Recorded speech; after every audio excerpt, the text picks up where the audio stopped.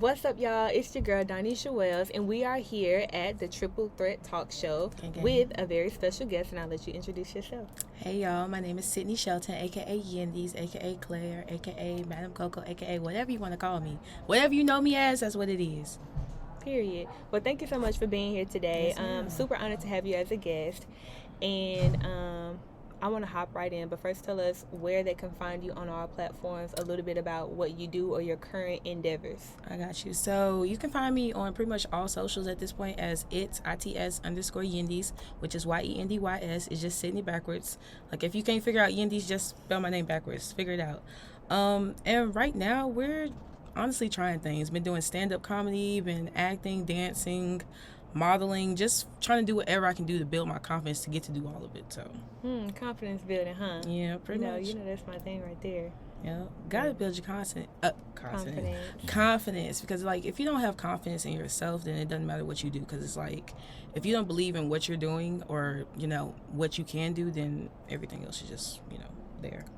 I agree with that. I think everything it starts with self. You know how you feel about yourself. Yeah. And with all of that being said, I want to hop right in. So obviously the show is called Triple Threat, being about the hindrances faced being Black, female, and young. And you are a guest who is all of those things. Yes, ma'am. So tell me a bit about your story and your journey. What do you feel your biggest hindrance was or is? Like the biggest obstacle you've had to face in your journey of like doing all of these ventures that you have done? Like what are some of the biggest obstacles that you've had to face? Honestly, my biggest obstacle right now is myself, just because I guess about like 23, 24, I realized that I've been pretty much living my life for somebody else, like even with the figure skating, sorority, all of that, like I've pretty much been doing all of that to please somebody else instead of pleasing myself. So it's been more of putting myself first over all of that, finding what I actually like to do, not what I was told I should like to do type of thing. So that's why it's kind of been like a discovery of if I want to act, if I want to sing, if I want to dance. And it's like I want to do all of it, but you got to figure out something to hone on to for right now, so that all the other stuff can just, naturally flow to you. But honestly, overcoming everything, I'm still in the process of it, because I've gone to therapy. Just like I said, I've been trying different things, seeing what works, what doesn't. And just, it's trial and error, honestly. Like, he was telling me earlier, you got to try things and figure out what works for you. And like everybody's trying something, like even if it feels like people are thriving what they're doing, it's still like a trial and error. Because I know one of the girls I looked up to when I was younger, I've been going to school with her since like middle school. She started off doing hair, and honestly before that she was dancing and doing other things, but people only know her pretty much for doing hair, because that's what she pretty much became known for. But now she's a rapper, out here performing, still doing hair, because her hair is always laid. Like you will always see Miss Jamoke's hair slayed to the guys. So, but it's just a matter of continuing to explore yourself and find out who you are every day. Like there's been so many times where I've downplayed myself for just things that I've done, and it really took for somebody else to be like, oh, you're thriving, you're doing this. And I was like, you saw that as a thrive? I was like, I was just trying to see if I could, but I guess I did, so put it on the resume. Period. Okay. Yeah. So you said like your biggest obstacle has been self, so it sounds like a lot of mindset and imposter syndrome. Why do you think you dealt with it, or why do you think you are having these issues? Ooh, my dukes, we gonna come for you real quick. So pretty much my mom is what I was talking about, who I've been living for. Like even me going to college and getting my degree in criminal justice, that was for her. Like she wanted me to be a lawyer, which I don't mind being a lawyer. It was just a matter of figuring out what type of law I want to study, which I kind of came down to entertainment law, which I could still do that later on. But for right now, it's just like, I just need to get the money so I can do the creative stuff, because that's all it is. Right, and that's what you really want to do. Right. Versus, yeah. Because I was like, even with the law, that's still technically creative, because it's entertainment law. You're still pretty much going around helping other artists pretty much develop themselves and figure out what to do and help them manage their money and all that stuff. But in my head with that, it was like, how can I help somebody do that when I can't even help myself do that right now? So that's why it's like, I wouldn't mind going back into doing that, but it's more of like figuring out what works for me so that I can help somebody else. Yep. Good shit. Good shit. So I want to dig a little deeper and talk more about that. You said that it was more so your mom, and I can definitely relate. I felt like I had all of these achievements and all of these accolades, but it wasn't really what I wanted to do. It was Yeah. always me being the good girl, doing what I'm told, or doing something for somebody else's benefit or something. And it took such a toll on me. It just it made me sad. It was like I didn't really want to do this. I did this for you, but what does that do for me? Right. And I got tired of people. Yeah, I got tired of people telling me what to do with my talents. It's like, oh, you could share your dreams or whatever with somebody, and the first thing they'll be like is, oh, you should do this, you should do this, you should do this. Yep. And we get so much of that on the daily that it's hard for us to become independent in our own thoughts. It's hard to us to think for ourselves, because it's like you're constantly being told what to do and pulled whatever way. And it's really hard to step back and be like, okay, what do I want to do? So how I know you said that a bit of you overcoming that is you trying all of these different things, but how do you combat that mentally? Like, what are some things that you tell yourself to get over there, or like what are some things that makes you feel comfortable enough to even be able to do that? So it really came down to the realization of realizing my mother's bullshit. Realizing that, she might say something that might not be the most motherly thing she could have said. Like, ooh, I hope she don't see this. But the other day, she's a therapist. So the other day I had said something that for whatever reason hurt her. Yeah. Because in my opinion, as a therapist, she's not the best therapist. Because there's when I did go to therapy, she kind of like threw that back in my face. She was like, oh, well, go talk to Dr. Clancy about this and that if that's how you feel. And I'm like, nah, I'm cool. But it really came down to, like I said, realizing that everything that she wanted for me might not be what I want for myself. And I think that's something that is hard for a lot of people to do, is realize that, yes, your parents want the best for you, but then again, you're the only one that knows what's best for you. Because, it's you. Hopefully you know what's best for you. Right. And even that, we're all still figuring it out, because we are all on our own journeys. That can be really hard. For sure. And my biggest thing is, honestly, I still live at home, so it's really hard. Like, she got mad at me the other day. I didn't come home, right? I'm 24. I didn't come home. And there's been a lot of things going on, like they kidnapping people in Memphis, and one of my close friends. She's just a concerned parent. I was like, because I lived on campus. She didn't know what I was doing. Shoot, I didn't know what I was doing. So it's just like, but I didn't have to tell her, oh, I'm not coming back to the apartment tonight or stuff like that. It was like, if I was out, I was out. If I stayed in Murfreesboro for the night, I stayed in Murfreesboro for the night. But the fact, I think it's for me, it's like, I have to realize, like I said, that she cannot keep controlling everything. And even with my sister, we had an incident the other day where, my sister kind of expressed something that has been bothering her for years, and it was an incident that might somehow, I guess, ruin the family. But in my opinion, it's already kind of ruined. We gotta hash that up. But she had said something. She was like, if it's such a problem, call 911, do this and that. I'm like, I told her, I said, go to the car. I was like, I need to talk to my sister, because I'm like, I told my sister, I was like, you need therapy. And I'm glad your mom just did that. I was like, I'm glad you were able to see firsthand that you cannot rely on her for everything. And that's okay. I was like, but you now have to realize that either you have to take a step to figure out how to, like, I keep saying heal, because that's like the trendy word right now.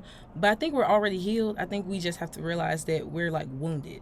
It's like we're already mentally healed. We already know deep down what needs to be done. But it's a matter of figuring out how to, get back to that point. How to do that. How to undo, how to unlearn and relearn. Yeah. The damages and whatnot. So there's just been so many instances where I was just like, yeah, this ain't it. Like, even with figure skating, I guess I wanted to figure skate, but once I got into learning how to ice skate, because figure skating, ice skating, and is pretty much like the main thing you have to learn. Like, if you're going to figure skate, you got to learn how to ice skate. Right. I wanted to play hockey. I was like, she's always wanted me to be like this real girly girl and foo-foo, and I'm like, I'm hardcore, baby. I was like, I want to tackle somebody on ice. Like, as far as doing a pirouette, I'm like, this is cute. I was like, I got the little cutesy things, stuff like that. But it was like, I wanted to, full force into somebody. But but I mean, like, even stuff like that, it was like, she was like, no, then you'll be all smelly. And I'm like, girl, I stink figure skating. I was like, I'm over here either way. Right. I was like, at least I should sweat doing something I want to do. Right. But just little things like that, it's like, I realized that pretty much she's been like puppeting my whole life. And I know for me, the first step is figuring out how to get things going so that I can move out. And then after I can move out, I can start building my own wealth. I can help them, but then it's like I'm still not under her control. Because I know my parents, they own a duplex. And they asked me if I want to move in there. I was like, nope. You know where that is. You can get there too easily. You know the code to the door. Nope. And I completely understand that. Yeah. I just got a place of my own, and it is a huge adjustment. And That's an my biggest accomplishment. thing, thank you. Yes, ma'am. The biggest thing, my biggest reason in leaving was like I want to be able to do for self. Like I'm ready to jump off the porch, regardless of if you feel I'm ready. I'm like I know what I need to do for me to grow mentally, emotionally, physically. Like I have to step away from home, and again we have all of these people in our heads. They're like, oh, you so young, or do you have this set up, or do you have this set up, and that leads me to two things that I want to touch on. One being your parent being a therapist. I want to talk about therapy and what it did for you, and I also want to touch on the other thing that I forgot that as we talk, hopefully it'll come back up.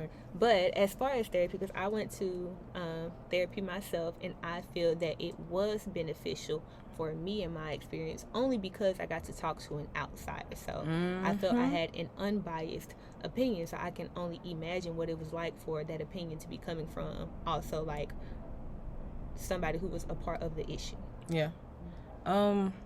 Honestly, it was life-changing, honestly. And so my mom, she's a therapist, like I said earlier, and her company has this program where people in like the families of the therapists can get 8 sessions from a therapist, so for free. So I was like, well, let's go do that. So pretty much with the whole process, they picked the therapist for me, because at first I was going to pick my own therapist, because everybody, we're in the whole you got to go black or it ain't right. So I was going to pick a therapist, and of course I was going to pick a black therapist, but they were like, well, if you want, we can just pick one for you. I was like, let's do that. And so I had a little white therapist. She's love her to death, Dr. Clancy. If you watching this, I love you to death. That's my girl. But pretty much, like you said, being able to talk to somebody who doesn't know anything, like pretty much from scratch, it was something major, because just in those 8 sessions, I realized, like I said, that my mother was like my main source of what was holding me back.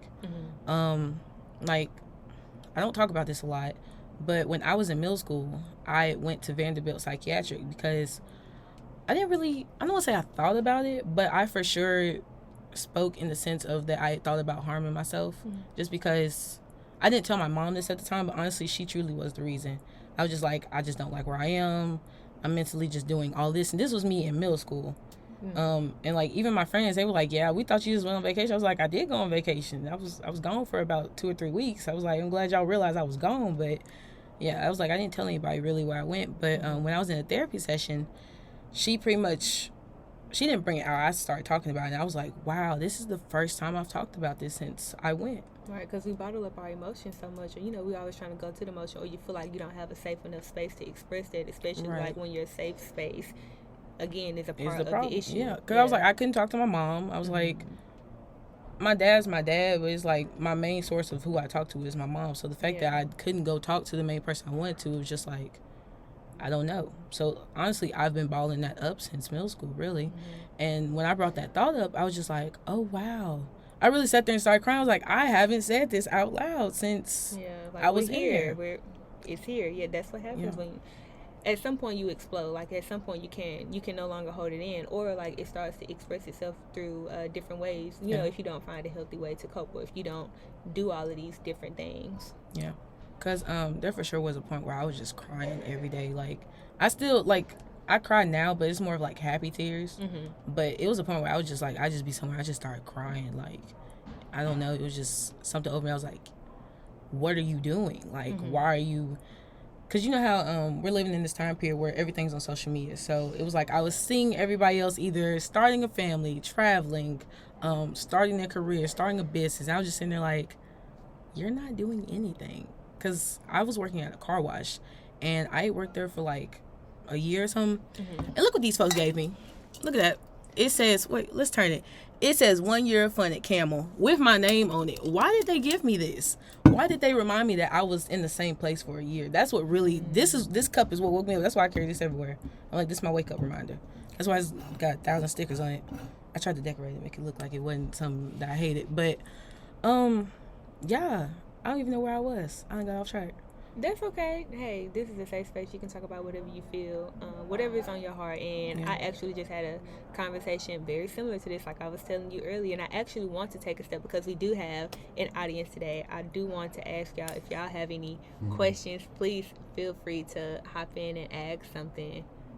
Because I got off track too, girl. I forgot what I was going to I was like, I had a point, and it just... I had a question that I was going to ask you. I know for sure I touched on the topic of earlier of, just we see all of these things, and something that I try to remind myself is there's always going to be somebody with more than you. There's always going to be somebody where you're like, oh, I feel like I deserve this, or I worked for this. How do they have it and I don't? And it's not from an envious standpoint. It's more so from a, I know...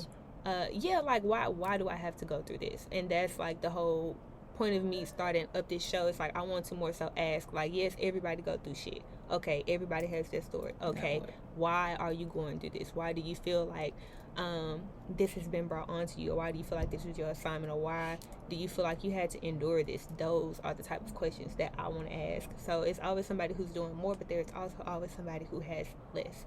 There's always somebody who doesn't have the ability to say that they are granted those same things, and we have to look at both sides. And I know for sure I was having many issues when I was still staying with my relatives, and it really took for me to take a step back and take away my entitlement that I had on my mom. I was like, hey, growing up as a single parent, no man in the house, it's we're brought up with this certain mentality of, you got to work twice as hard, you got to do this, you got to do that. Being young, female, and black, I'll be damned. It's like I got to work, I got to do all this extra stuff, and it's like, why do I shouldn't have to do that? And then we blame the closest thing to us, because it's like, you should have shown me, or you should have helped me, or you should have set me up. Like, how do we keep going through this cycle? What's not clicking for us to get it right? And like, why are we passing down all of these troublesome traumas? Like, why? Just why? That's what making me cry. I'm like, why? Like, I don't want to do this, but it's like I don't have a choice to come out of that. So I say all of that to say we gotta forgive people and understand that everybody is on their own journey. So then I had to ask myself, well, like, bitch, you don't think if she knew what she was doing, don't you think she would help you? Like, if she had it, don't you think she would give it to you? Like, don't you think she don't know either? So like, why are you taking that out on her? That's not the real root of the issue. Or like, we figuring out together. And once I took a step back and I had to look at her from that point of view, and to understand that she is on her own journey and she has went through her own stuff, and she was a different person from when she had me. Like, my mama went through so much that she never even talked to me about it, and I was upset because I'm like, you should have told me so that I could be better prepared and know. But at the same time, it's like her not telling me was her. She was hard. trying to keep it away from me. She was trying to protect me. But I'm like, you need to have these conversations. I need to know about this so that it can help me, instead of trying to, like, I think as black families, we sweep a lot of stuff under the rug, and it's like we try to protect ourselves from this, that, and the third, but that's really how we get exposed to it, because it's like we walk in those situations unprepared, and that is a part of the problem, when it's like we should have talked about this so that way we are better prepared to go through these things. So I had to take a step back and look at her completely different and be like, outside, before she was my mama, she was her own human. Right. Going through her own stuff. I can't even blame you. It's like, motherfucker, I need therapy, you need therapy too. So you need to be in there with me. You need to you need to talk about these things, because we bottle them up for so long, and then we explode, or we just have all this random stuff start happening to us, and we don't understand that we have held on to this stuff mentally so long that it's manifested physically. Now your hair falling out, now your pH thrown off, now niggas ain't shit, now it's all of these other issues. Things that added up. So honestly, I want to touch on that real quick. So you come from a single parent home, right? Yes. I feel like I come from a single parent home, but both my parents are there. Well, I mean, my father is alive. He just no shade, but niggas ain't shit. I feel you. But like, saying that, I see how both of them like, they're still together. Don't get me wrong. They're still married, which there was a time where I was just looking at them like, just please get a divorce. It'd be easier, in my opinion. But So they both of haven't. them were present in the household, is what you were saying. Yeah. So what's your relationship, if you want to talk about it? What's that like with your father? It's iffy because with him, I also see I see myself in both of them. But I've also now come to the conclusion where, yes, some of these traits that they have that I have figured out on my own or have pretty much made my identity might not need to be my identity. Like, there's times where my dad, in my opinion, is one of those ones who he's gone through a lot and he doesn't have anyone to talk to. Because it's like he went from a motorcycle accident to having cancer to just everything. And in my opinion, I don't see that my mom realizes that. Like, I know she wants him to still be what he was, where he was going to work. Need a safe space as well, especially as a black man. Yes, and I've been yelling at her. I'm like, we need therapy. I was like, the whole family. And this was like after I've already had my session. I was like, yeah, I'm convinced we need therapy. Because I think that's something in the black household or just in the black community. We don't even realize how bad it is until we talk about it. And this, the therapists be looking like, oh my God, you did what happened? You went through what? And it's like, oh yeah, I did. Like, damn, is it that bad, bitch? Like, yes. Damn. It's terrible because it's like, it felt like they keep bashing at each other's flaws instead of trying to help build from it. Right. And I can honestly say, growing up independently as this black woman, I hate it here. It made me realize how important the black family is. Like, you need both. You need a man and a female to balance each other out. Like, no, like I said earlier, we can do anything, we cannot do everything. Like, it just doesn't. That is what keeps us behind, because we don't know how to come together. And granted, if we knew better, we would do better. We don't, and we are trying to, unlearn all of this stuff and relearn all of this stuff and apply ourselves and soak in all of this information from all of these generations. Like, we're trying to fix it, but it doesn't happen overnight. It's not going to happen between the next few generations, because it's so much damage that has been done, and it's so much to balance out. It's overwhelming, but like, it's a process, and we are working towards that. So before I forget, did y'all have any questions? Yeah, we're just waiting to see if the my bad. Look, women being women, sorry. Take off. So we're now going to take some feedback from the audience. Please do speak up so you can be heard. Hey guys who are tuning in. I like to say that it is really cool that you are a black figure skater. I've never met one in my life. I'm not for real. Like, Icon. I've seen a black ballerina before. I've never seen a black figure skater. We have a few. She made it to the Olympics. She didn't medal. But I'm saying, like, like, that's cool to me because I don't see any of me in that space at all. Like, I don't see men doing it. I don't see black people doing it. Yeah. So to literally be across the room from black figure skater, like, damn, nigga, this is somebody, like, you a celebrity right now. Because I can ice skate, I can't do no figure, you a black figure skater. That's cool in a world where figures matter. True.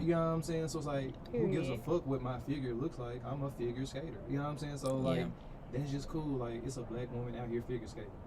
Sounds cool as fuck. So kudos to you, whether that was something that you wanted to do or not. That's still, in my book, that's an accolade. Like, bitch, I figure skate. Like, I started off with ballet, and then my mom wanted me cool as fuck. Like, yeah, that shit cool. Especially as a young man from, just, I don't see that shit. I see fights and twerks. So that First shit. of all, I feel attacked. That's what we don't know. No, not them type of twerk. You know what I'm saying? I'm talking about, I see hood rat shit.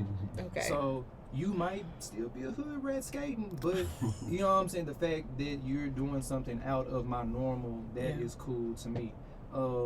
Outside of that, I did hear a statement that I would like to verbally combat. Okay. So you had mentioned that we are already healed, and you were speaking about the process of healing. And personally, I think that is a process that never stops. Yeah. So in my head, you're like, we're already healed. We're just trying to figure something out, and that sounded like a contradiction. Yeah. So because you said we're wounded. Yeah. You were like, we're already healed. but we're figuring out the wounds. But like, is that not the process of healing? But in my opinion, when it comes to like certain scars, you might be scarred. That might be something that you thought was knocking you down, but at the same time, that's something that might be building you up to be stronger. So in my opinion, like I said, we're healed. We're already. I have 1,000 scars on myself, but at the same time, I'm healed. Like I knew that Right, if like I that's mess with there. it, it's still gonna heal back up. So in my opinion, it's like you know what's going on. You know what the root of everything is. You might already be hurt. You might be hurting, but at the same time, you're still together. It's just a matter of figuring out how to make it whole. Okay. Dig that. And lastly, I would like to comment on I guess of how we work together. So like you were mentioning that, man, my dad got some shit going on, my mom got some shit going on, me and my sister. And she mentioned that like, hey, we're all on our own journeys. So I think is very important to accept that fact. So like, yeah, I may really see the need for all of us to go to therapy, but I can't make you do that on my time. Oh, for sure. You know what I'm saying? Like, your journey is your journey, Yeah. regardless if you need rehab or therapy. You know what I'm saying? Regardless if you need it now or not. There's a saying like, you can take a horse to water, but you can't make it drink. True. So it's like, I can give you all, you know what I'm saying, all the love, all the resources or whatever, but if you make a choice not to, you know what I'm saying, take off with it, what, you know what I'm saying, what more can I do? Yeah. At that point, I need to wash my hands. Like, I've done the best that I can, and that's what I'm here for, is to be the best that I can. Yeah. And whether that best is 80%, you know what I'm saying, 100%, 25, it was the best I had at that moment. Yeah. So in conclusion, I think she made a really good point that for the most part, our parents do love us, but like, when a child is born, a parent is born. We really don't know what the fuck we're doing. We're doing the best we can with what we have, but that may not always be best for you. So, you know what I'm saying, maybe talking to you could have fucked you up. Not talking to you could have fucked you. You know what I'm saying? I really don't know. Yeah. All I can do is the best that I can in that moment. And you know what I'm saying? Kind of hope for the best. But I think what makes the difference is when there is a fuck up, what type of effort is put forward. Yeah. So it's like, okay, I did the best I could in that moment and I fucked up.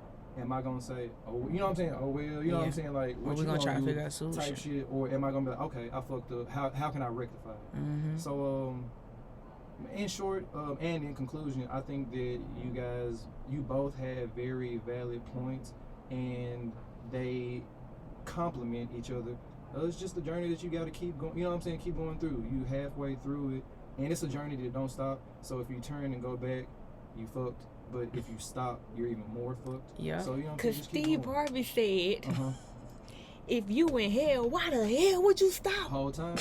And total I'm a big sidebar, fan I of hate Steve his Harvey. mustache. I'm done. I'm a big Steve Harvey fan, but I really like what you said. I've never thought about it like that until you just said it. When a child is born, so is a parent. It's like we already have all of these expectations, and it's like, these motherfuckers, if they knew better, they would do better, and they Bitch, know don't. better. And we gotta accept that people can only think from their capacity, and you know, every individual person, it's different. And I know for sure, I'd be like, you know, what's not clicking for you? Like, why don't you understand that? And they're not me. They're not thinking the same. They don't have the same perspective, or they weren't brought up the same. Like, that doesn't make sense to them. And I'd be having to step back and be like, okay, I can't break it down to you. Like, you're not gonna get it from me. So I have to be able to walk away instead of stressing myself out or trying to force it. Like, it took me and my mother my entire life for us to get to where we are now, and it wasn't easy. We had a lot. I didn't think I'm a proud college dropout. Heavy on the proud. Okay, heavy on the proud. Proud college dropout. I was prepared for my mom to kick me out. Like, I didn't think that she would let me back home until I told her. Like, she just asked what happened, because she knew my work ethic. She knew that I was the star student, so she wanted to understand what happened. Like, what is your story? And she was like one of the only people to ask that, instead of like instantly, why would you do that? We were all looking up to you. We were all rooting for you, head ass. She actually asked like what happened. And when I told her, I was like, you know, I just wasn't in a good place mentally. Like I was feeling suicidal. I was going through this. I wasn't getting the help I needed. I didn't get the support that I wanted. I didn't all of this. And she was like, "Come home, and build up." And I was like, "Don't let me. I love you." Yeah. It helped us understand each other better. Like I wasn't as strong as she thought I was, and I verbally had to express that. And it took for that situation for it to click. And like 18 years later, that's what had to happen. I had to get that close for it to actually register with you. Like, okay, we need to take some pressure off of her. Like, we need to stop putting all of these expectations on her, expecting her to do this, that, and the third, not realizing how it's affecting her, how it's affecting us as a whole. So it's a process. Because, like, even going into college, she was already hitting me with it. Because I wanted to take a gap year. Because she kept telling me, you're not going to go back. You know, she kept giving me the percentages. And I was like, girl, I ain't no percentage. I'm going to go back. I want a degree. Right. I was like, I want a degree. I don't care what it's in. I was just like, I just need some time to figure myself out. And I, for sure, let her pretty much peer pressure me into going to school. Because I was just like, I'm not mad that I have my degree. Because, like, even when I talk to folks who, like you said, is a proud dropout, I'm like, I'm a proud graduate that should have dropped out. So, I mean, I feel it. Because honestly, in my opinion, they just gave me a piece of paper. Like, honestly, I was one of the pandemic graduates. I graduated in my bed type shit. Like, literally, I saw my name on the screen. I'm laying in the bed eating some popcorn like, this some bullshit. Man, I was like, all this, and I'm still just sitting in my bed. I was like, I could have just been doing what I wanted. What you wanted to do. Yep. So circling this entire conversation back, because it started with you basically, and this is what else I wanted to touch on. Other people living through you, like other people. I think so many times when we meet people, we have to understand that we are all projecting, whether it's in a positive way or in a negative way. It's all projection, and it's all self-reflections. Like however that person feels about themselves, that is what they're going to project, and they can only think from their capacity. Therefore, they can only act from that as well. And again, so many people throw all of these ideas, and they want to live through us, and it's not intentional. That's just us as humans. So circling everything back to you doing all of these things for this person or that person, or all of these people wanting you to do this or that. I know you said that you are still figuring it out, but do you have some type of idea on how you want to niche down, or at least what area or what industry you want to like really tap in? Like, what do you want to do? Somebody asked me before, they was like, oh, what are you known for? And I was like, oh, I'm known for blah, blah, blah, blah. Yep. And she was like, what do you want to be known for? And I was no words. So I was like, I don't know. And she was like, well, you need to know. And I'm like, I don't even know where to start. Like, nobody has ever asked me that. Yeah. So what do you want to be known for? Too much. Like, real talk, I want to get into this comedy thing. And honestly, that's why I started modeling and acting, because I was like, I ain't got the confidence for it right now. Because I got on stage. And you want to know what the last time I was on stage was? When my mama came to my show. That was the last time I got on stage. So what's stopping you? Girl, that woman, I swear I love her to death, but I swear. But, I mean, I have a plan. And it's just, I keep talking to everybody, and everybody keep telling me the same thing, and a part of me keeps getting irritated. But, like, they right. They like, you can't keep talking about it. You got to do it. So, like, I got a plan. I got to stop telling people about the plan. I just need to start doing the plan. Do it. Yeah. Just do it like so, that. I mean, I got some stuff coming up. I mean, like, I don't know if y'all can see my hair, but I'm finna start installing synthetic wigs, because be like, what, Scout? Okay. Yeah. Get into it. But, yeah, if I told you everything I've done this year, you'd be like, ain't no way. No, I wouldn't. I would be like, wait, go you. Yeah. Go you. But I'm a professional hype woman. I want to know so that I can come out, and so that I can support, so that I can share that, and I want you to share that, because I want you to be confident, pop your shit. Yeah. I believe in being unapologetically black, young, and female. Like, go pop your shit. The world needs to know. We no longer need to hinder ourselves or live through other people. My way or the highway. Fuck what y'all talking about. And if you don't like that, fuck what y'all talking about. And we might need to edit this out. But I'm big on, like, walk in there, because that is how you find yourself. Like, you have to unapologetically be yourself. That's how I started too. And I'm nowhere near and just completely knowing myself, but that is how I gained the confidence in doing so. So, like, with my other business, I express myself with dance, and that gave me the confidence that I have today to do absolutely anything. But I have that because I just started to learn myself, and I had to isolate myself to do that. So I had to go in spaces by myself. So like I use going out to eat for the perfect example. I go out to eat by myself. I don't got no judgment. I'm gonna pig out. I'm gonna eat me a appetizer, an entree, some dessert, another dessert. I might get a whole nother appetizer, and I get to ask myself like, what do you want? You don't got nobody's here watching you. Yeah. Nobody here with you. You ain't gotta, try to look a certain way. It's just Eat you. all pretty. Yeah, like I could all of that. So I get the opportunity to really ask myself, what do you want? How does that make you feel? Yeah. What else do you want outside of that? Are you enjoying this or do you dislike this? You could get up and change your mind at any moment. You don't have to wait for anybody to validate anything that you are doing. And that is how I started to learn myself. This is what I like. This is what I don't. And here we are today. So now when I am in those spaces, I have the courage and confidence to say, hey, I don't want that. Hey, I don't want to drink. Hey, I'm not splitting the meal with you. I'm finna get my own shit. You on your own. Like, hey, they gave me the confidence to be able to speak up and be like, this is what I want. This is what I don't like. This is what I do like. This is who I am. And now that I've developed the confidence, now that I isolated myself and developed all of that, I can go out into those settings to the point where it's projected and other people feed off of that to where somebody would know we probably not going to invite Doneisha out to the hookah bar because she don't like hookah. That's perfectly fine.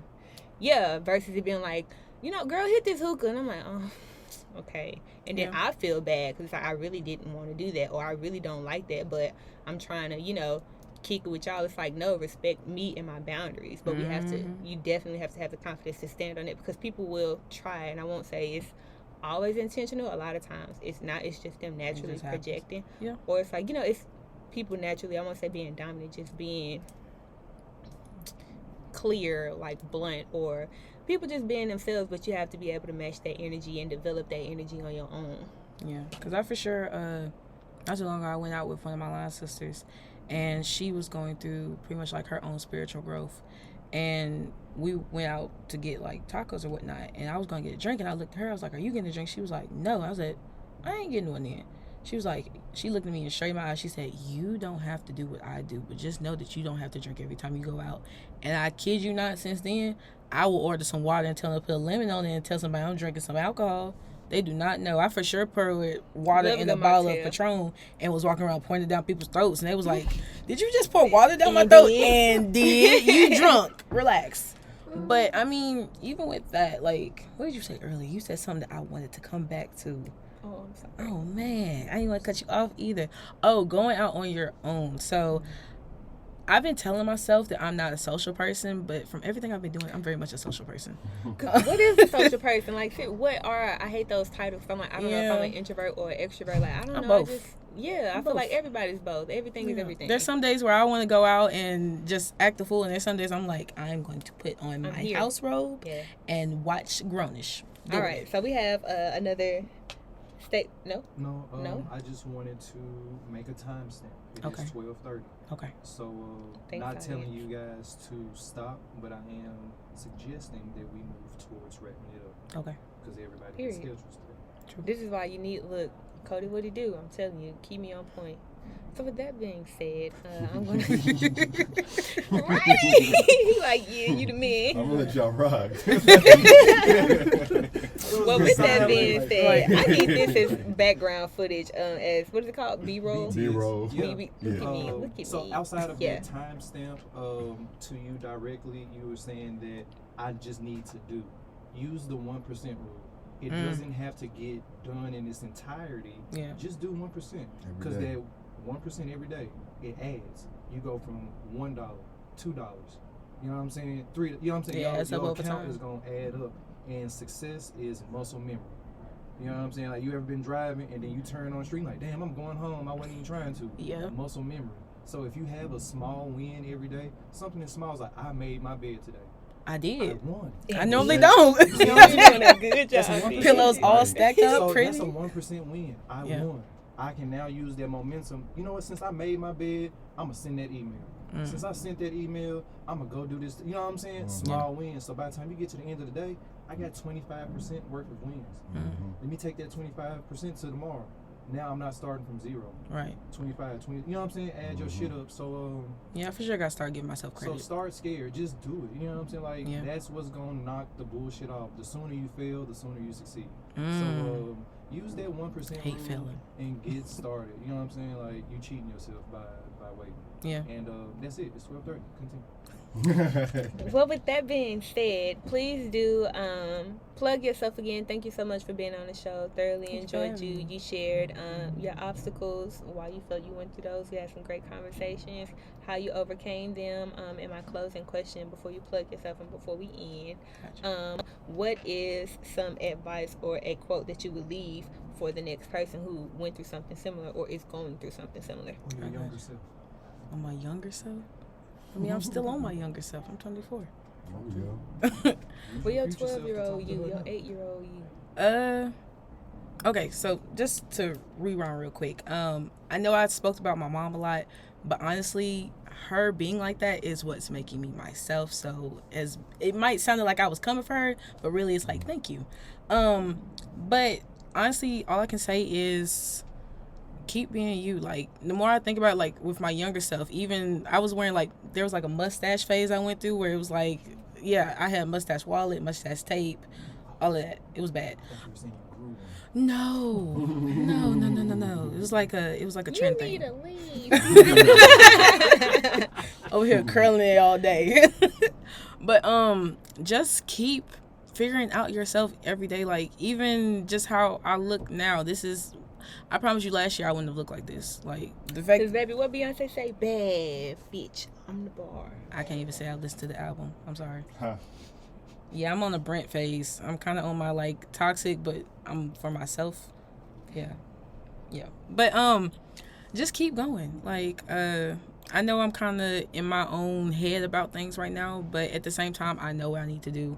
Like, if you ever came to my space, you'd see me with 10,000 notebooks, a planner, all this, just like written down plans. So in a year or so, I'm gonna go back and read. Like, I even tried to go back and read it like now and just be like, okay, so why you not doing this right now? Bet. All right, cool.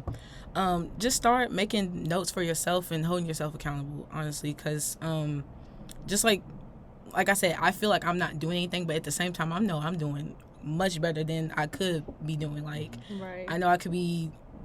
You further than you were the previous year, and that's all that matters. Girl, I'm further than I was yesterday, honestly. Keep it together. Like, yeah. So just kind of figure out a routine for yourself. It doesn't have to be the same routine, because I think that was one of the things I read in the book. It was like, figure out a routine, but my routine isn't going to be the same routine every day, and I figured that out now. Like, the book she's referencing to is Atomic Habits, FYI. I don't know my bag yet, but I plugged the book, you know. But yeah, just keep going. Like he said, figure out 1% every day, or try to grow whatever percent you want to. Like, the 1% was just the idea, yeah. But if you can grow 2%, 10%, whatever it is, just keep going. Like, I keep looking at my hair. I'm sorry. Well, with that being said, thank you so much for being on the show. Let us know where we can find you again. Yes, ma'am. So you can find me everywhere: Instagram, TikTok. Please go check out my TikTok, please. It's _Yendy's, ITS_YENDYS. It's Yendy Sydney backwards. Get it right. Don't be calling me Yandy or Wendy's. I don't know where y'all get that from. But yeah, that's it. You can find me on all social platforms at Lamaria, LAMAREAH. Be sure to subscribe on YouTube and find us on Facebook. Share this with somebody who you think would enjoy the show at Doneisha Wells.